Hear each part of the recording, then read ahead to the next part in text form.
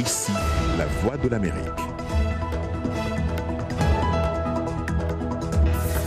Une pandémie qui continue de faire des ravages, une planète qui tente un retour à la vie normale dans la crainte d'une deuxième vague, une économie mondiale lourdement affectée. Le coronavirus demeure l'ennemi de l'humanité comme il a été décrit. Depuis le studio 47 de la Voix de l'Amérique à Washington, Jacques Aristide pour vous accompagner dans le monde aujourd'hui spécial Covid-19.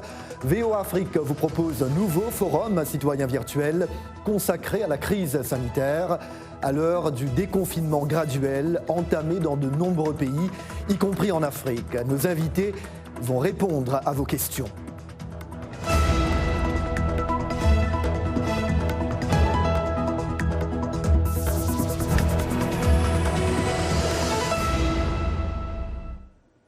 La maladie a fait au moins 405 000 morts dans le monde depuis son apparition il y a plus de 6 mois en Chine.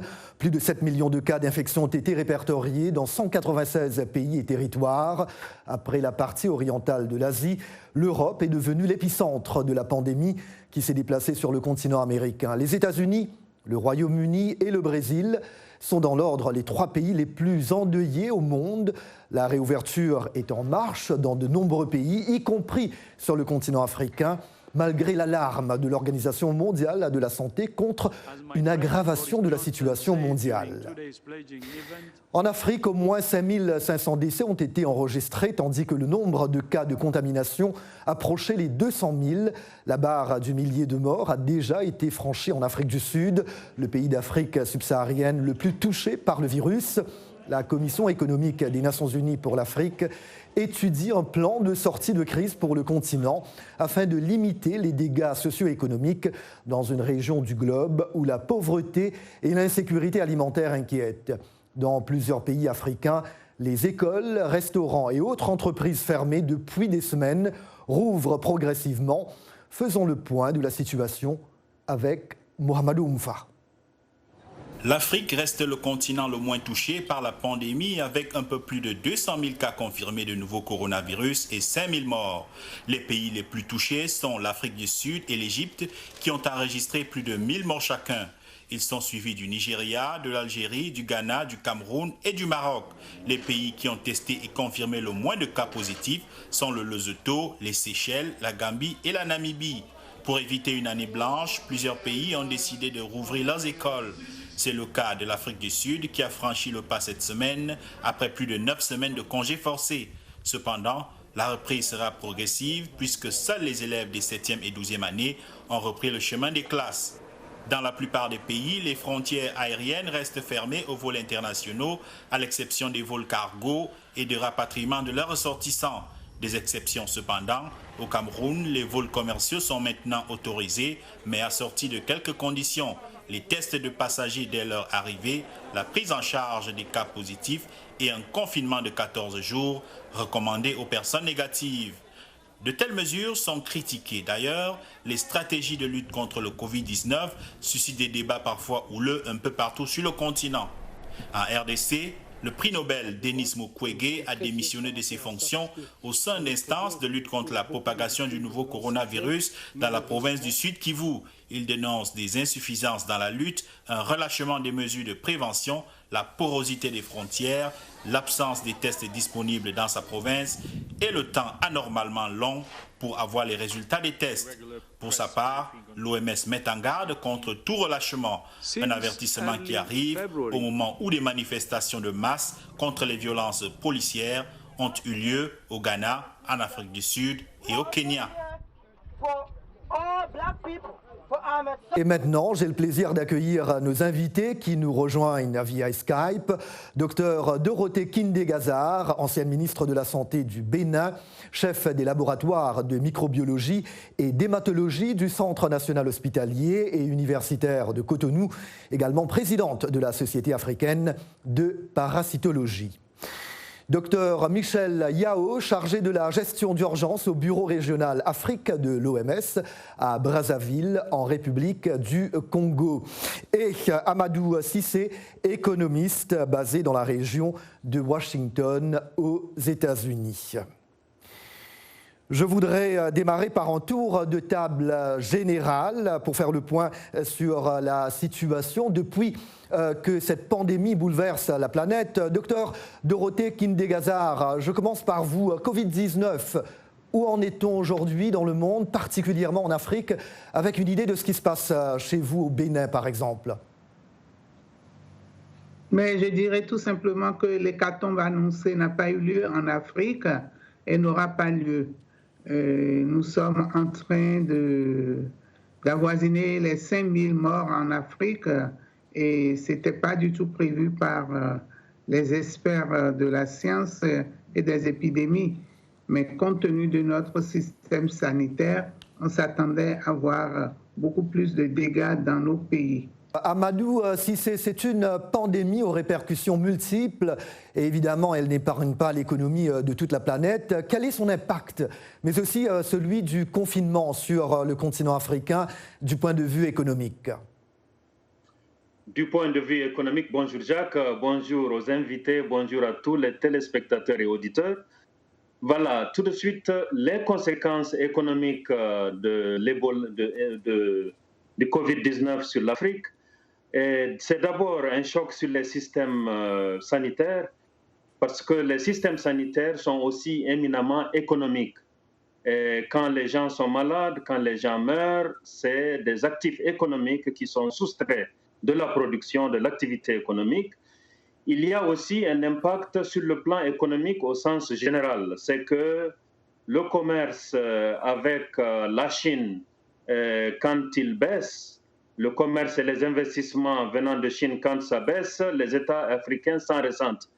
Deuxièmement, quand la demande venant de l'Europe et puis des États-Unis diminue, là aussi, ça a une conséquence négative sur les économies africaines. Et troisièmement, il y a le choc même de l'offre des économies africaines, leur capacité de produire, leur capacité d'échanger, leur capacité de consommer. Donc voilà, grosso modo, trois grands plans à partir desquels on peut résumer le choc, l'impact économique du Covid en Afrique. Il est l'heure maintenant de donner la parole à notre auditoire. Nous nous rendons en Côte d'Ivoire et on écoute cette première question. J'ai deux questions pour vous qui sont comment retourner à une vie normale après cette pandémie et aussi quelles sont les mesures efficaces à envisager. Docteur Kindegazar, pouvez-vous répondre à cette question? Oui, je dirais que l'après-Covid ne sera plus jamais comme avant Covid. Nous avons obligation de maintenir un minimum de gestes barrières, notamment le lavage des mains qui doit devenir systématique à toutes les occasions et également la distanciation. Nous avons coutume dans nos pays de faire de grandes manifestations festives où il y a du monde. Nous devons désormais apprendre à être raisonnables et à nous dire que le Covid n'est pas complètement parti. Le virus circule toujours et on ne sait quand la fin complète de cette pandémie. Donc pendant encore 6 mois, je dirais les 6 mois à venir, nous devons maintenir les gestes barrières que nous avons appris au cours du cœur même de cette pandémie. Maintenir les mesures. Docteur Michel Yao, votre patron Tedros Adhanom Ghebreyesus, directeur général de l'OMS, a récemment lancé une mise en garde depuis Genève. Bien que la situation en Europe s'améliore, dans le monde, elle s'aggrave, dit-il. Quid de l'Afrique, le continent où le nombre de victimes demeure peu élevé? Oui, ce nombre, heureusement, demeure peu élevé. On constate qu'il y a une certaine augmentation de cas dans certains pays. Nous avons mis près de 98 jours après l'introduction pour atteindre les 100 000. Mais nous en avons mis à peu près 19 pour passer de 100 000 à 200 000. Donc, on a quand même une certaine augmentation. Les mesures barrières et même les mesures de confinement semblent avoir contribué à réduire, à ralentir la transmission, mais avec le relâchement, surtout pour permettre aux populations les plus vulnérables d'avoir accès au minimum. On a peur qu'il y ait une reprise et que cette tendance à la hausse puisse s'accentuer. Alors, que pensez-vous précisément de la lutte qui est menée contre la maladie en Afrique? Porte-t-elle ses fruits? Nous pensons que les États font de leur mieux. La contrainte majeure pour l'Afrique reste la disponibilité des intrants.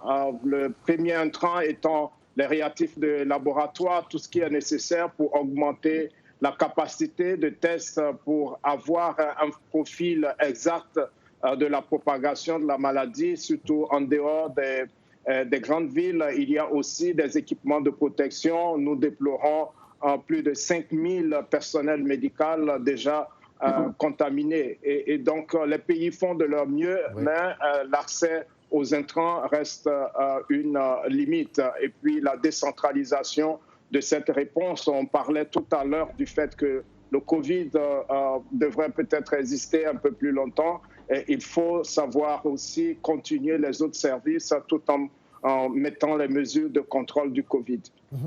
Autre question cap sur Dakar. Régis Moukila, journaliste gabonais, résidente au Sénégal, 30 ans. Il se trouve dans le quartier de Mermoz, non loin de son lieu de travail. Nous l'écoutons. Bonjour à tous, voici ma question. Pensez-vous que le gouvernement du Sénégal a eu tort d'annoncer l'allègement des mesures de restriction dues à la pandémie du coronavirus au moment où il l'a fait? Docteur Michel Yao, je reviens vers vous. Que pouvez-vous répondre? Ce que je peux répondre, c'est que ces mesures de déconfinement, comme on les appelle, doivent être basées sur des évidences. Des évidences d'abord d'avoir une capacité de continuer à détecter et de mettre en place des mesures de contrôle, y compris les tests et la prise en charge. Le Sénégal fait partie des pays qui ont quand même augmenté cette capacité-là. Il ne faut pas aussi ignorer le poids du confinement sur les populations les plus vulnérables qui ont un accès limité aux éléments essentiels pour vivre, notamment le fait qu'ils ne puissent plus exercer des activités génératrices de revenus pour s'approvisionner en nourriture.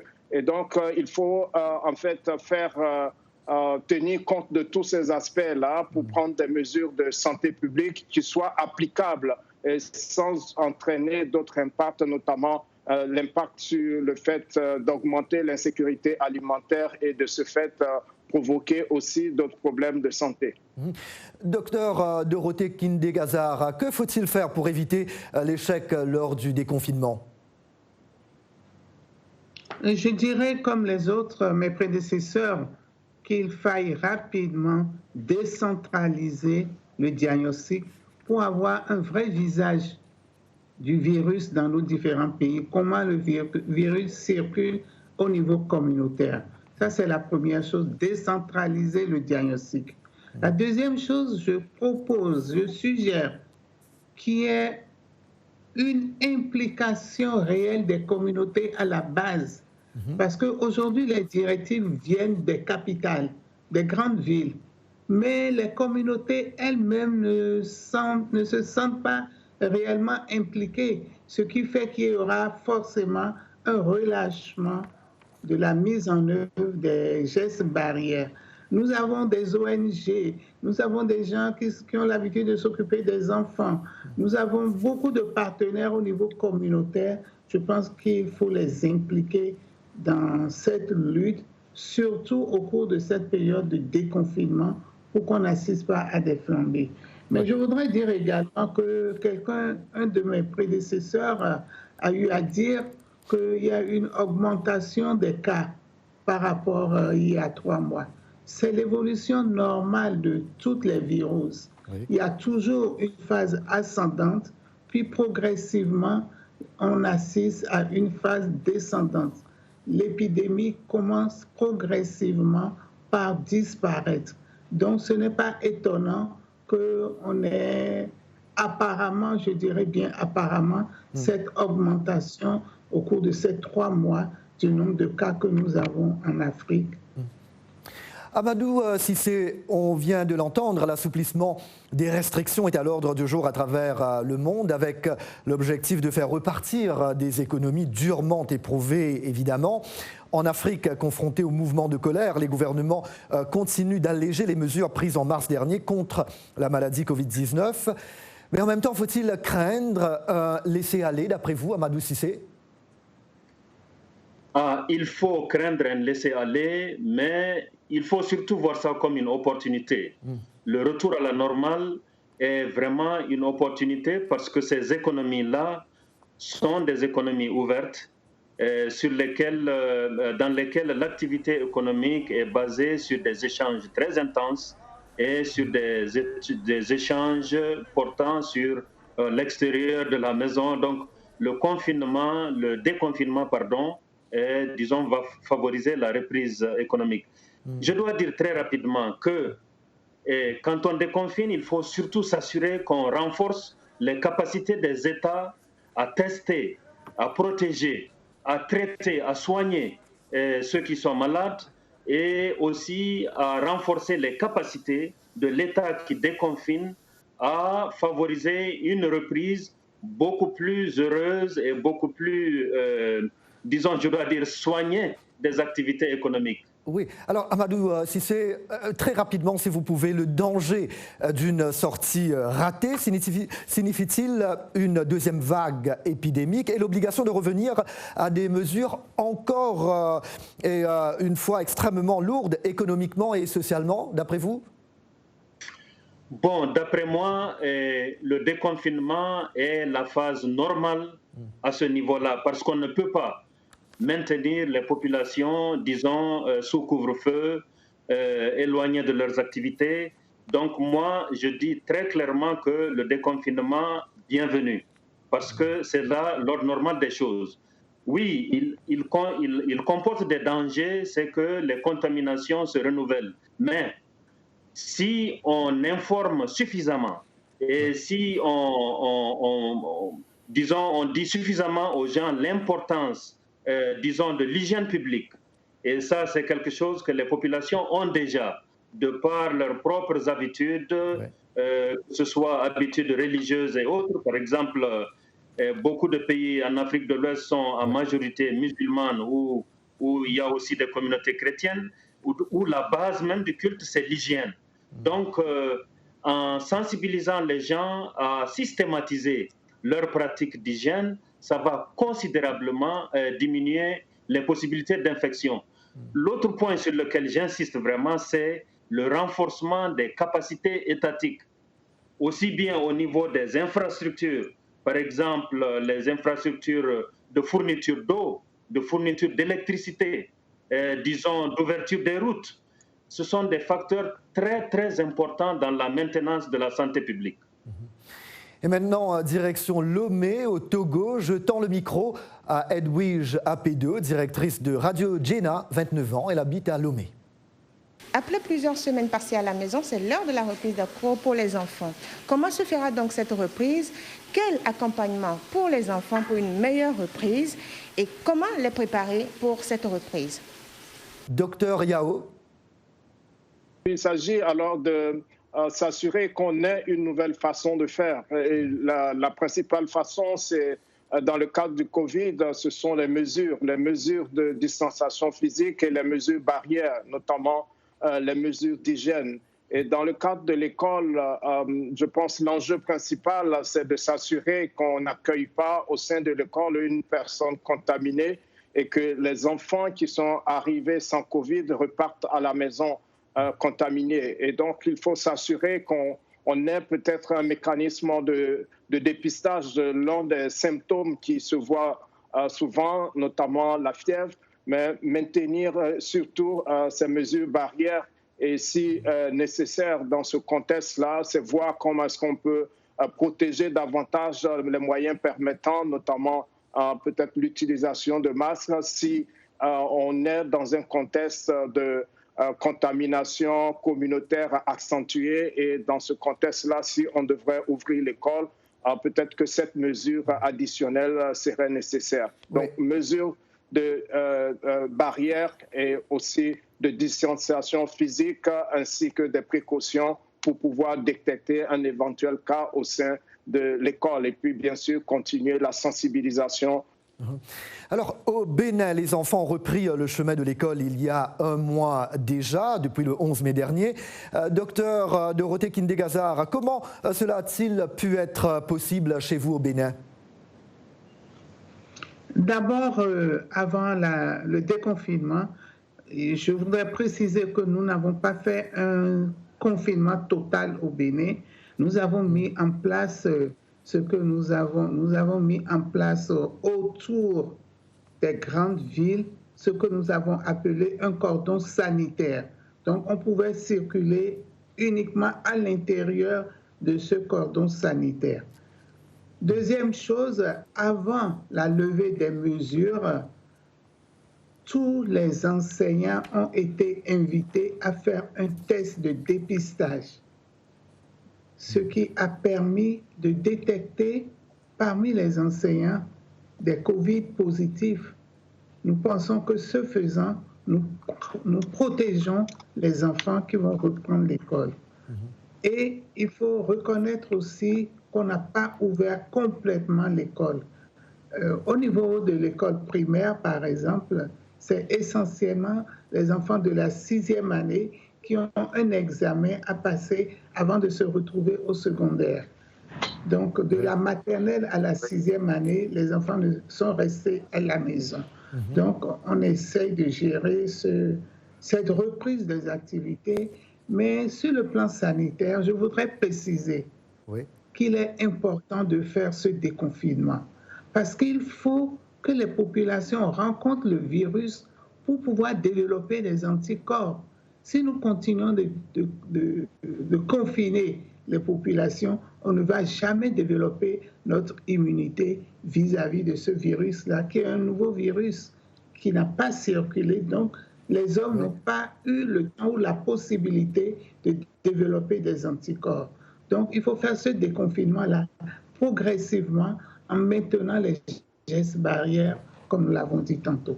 Docteur Yao, j'aurais aimé avoir votre réaction à ce sujet très rapidement, si vous pouvez. Déconfinement et permettre à la population de rencontrer ce virus, comme vient de le dire et professeur Kindé-Gazard. Partagez-vous cet avis, donc développer des anticorps? Qu'en pensez-vous? Ce qu'on pourrait dire, c'est qu'il faut s'assurer qu'on maintienne toujours la maladie en dessous de la capacité de réponse. Et donc, on pourrait ouvrir, bien sûr, mais lorsqu'on se rend compte qu'il y a plus de cas qui pourraient déborder totalement les mesures de contrôle et avoir l'impact qu'on a eu dans certains pays comme en Europe, en fait, le confinement permet alors de ralentir cette propagation et de s'assurer qu'on n'entraîne pas beaucoup de décès, comme ce qu'on a observé. Mais c'est vraiment nécessaire. C'est ce à quoi le vaccin devrait pouvoir contribuer, vaccin que nous n'avons pas.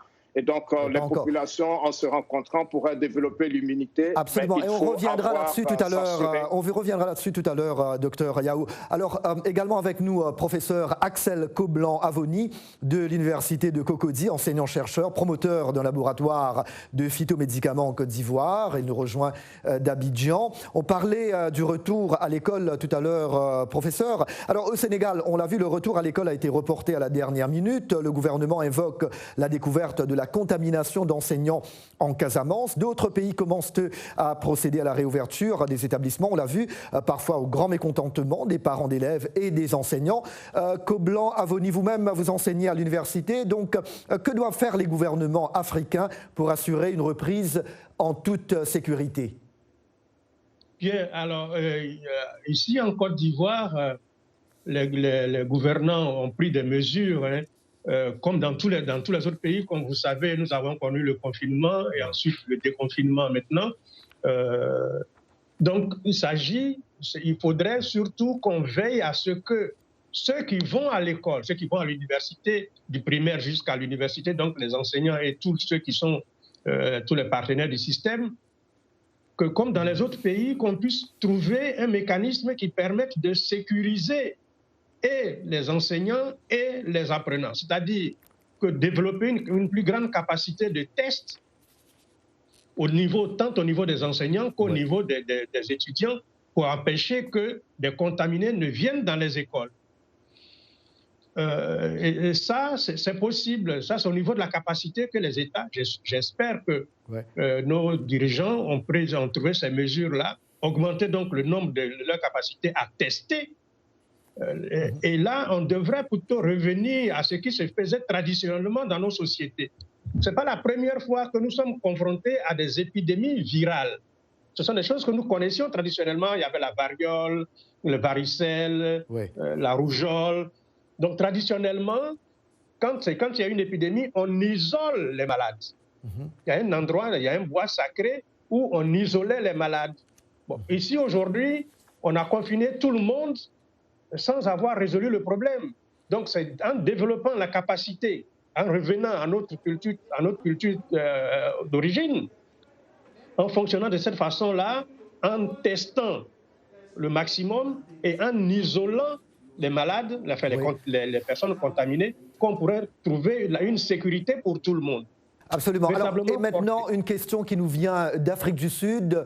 Zanzile Kounene, 50 ans, est réceptionniste à Durban. Sa question est traduite par notre correspondante Asma Botny-Clark. Est-il risqué de prendre les transports en commun tels que les taxis, les bus ou encore les trains en ces temps de pandémie? Et quelles sont les précautions à prendre pour se protéger dans les transports publics?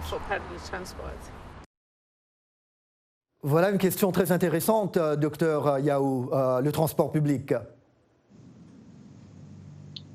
Le transport public pourrait être un facteur de risque, surtout par rapport à la promiscuité que ce transport entraîne, surtout dans les grandes villes africaines. Et c'est justement dans ce contexte qu'on préconise le port de masque lorsqu'on pourrait être exposé dans un contexte de promiscuité que constitue ce transport-là. De nombreuses questions sur nos réseaux sociaux également. L'une d'elles sur Facebook. Djibril Diallo, Conakry, Guinée. Chez nous, ici en Guinée, c'est vraiment très difficile. Ma question, cette pandémie va-t-elle finir définitivement? Deux mots, docteur Yao, si vous pouvez. Il est très difficile de prédire la fin, mais l'évolution actuelle nous fait savoir qu'on pourrait avoir encore à vivre pendant longtemps avec le Covid. C'est pour cela qu'il faut peut-être s'approprier entièrement les mesures barrières et puis avoir une autre façon de vivre à partir de Covid. Il faut aussi mettre en place des mesures pour que la vie puisse continuer avec Covid. Ça sera probablement différent, mais que ce soit dans les services de santé ou ailleurs, on doit pouvoir travailler de façon sécuritaire. Je parle de la sécurité sanitaire et continuer à vivre normalement et à faire son travail. Voilà, une nouvelle vie, vivre avec le Covid. Vous regardez Le Monde aujourd'hui, spécial Covid-19, un programme de VOA Afrique.